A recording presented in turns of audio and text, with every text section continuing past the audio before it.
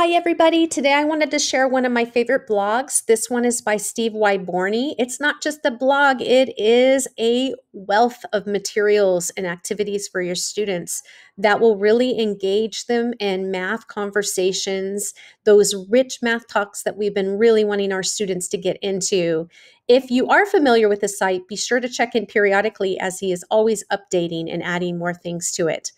Put this one in your back pocket for next year, 20 days of number sense and rich math talk. It's a good way to think about how we can add more mathematical conversations into our classrooms, which can be easily implemented into our Bridges program. If you are not familiar with this site, this might be the best place to start. His 12 most popular math strategies and downloads. It'll give you a sense of the type of activities that he has. Every activity, he provides an explanation about why the task is important, what you're trying to achieve, and how to do the task. I'm just going to share a few that I have used in the past. I can never have enough subitizing. For those of you who teach our youngest students, you know how important this is. We need to see number in different ways, not just the typical way when we roll the dice, but seeing number in a variety of ways and thinking about how we group those numbers together. So there's a lot of sets of these that you can utilize and add to your Bridges program. His most popular is probably the Splat series. He has numbers up to 10, numbers up to 20, and so forth.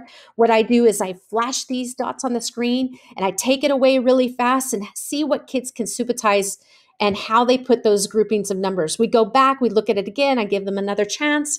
They really have such a blast with this. And then we say how many there are.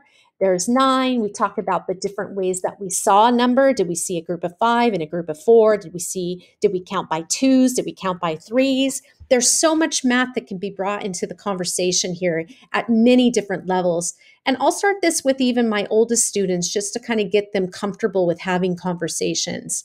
Then the Splat arrives, and this offers that opportunity to talk about adding on, taking away, and putting together, and once again, grouping and all of those math conversations. So that's Splat.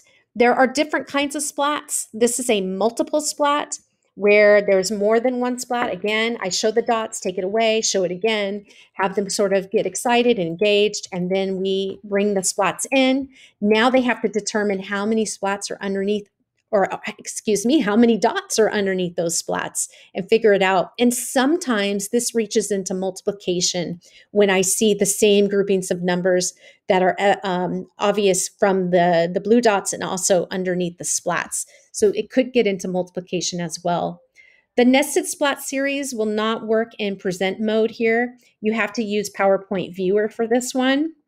And I just want to say on all of these, you'll want to download them on your desktop or into your Google Drive and use that present mode from there, except for this one, you need to use PowerPoint Viewer. I have also used the fraction splat series, which is awesome because it gets into whole numbers and fractions. So it's another great way to get kids engaged at the different levels. This week with grade 3, I use this to talk about area, how many of those squares fit inside these shapes. He does show you the lines after to make it a little more clear for students. And there's a lot of things you can do here with the red, the blue, and the yellow as well. Lots of opportunities to have conversation. You can even get into perimeter. So that's just a taster of Steve Wyborney's math strategies. And everything on here is free. You'll have a lot of advertisements, but they're all free for us. All right, I hope you have a chance to check them out.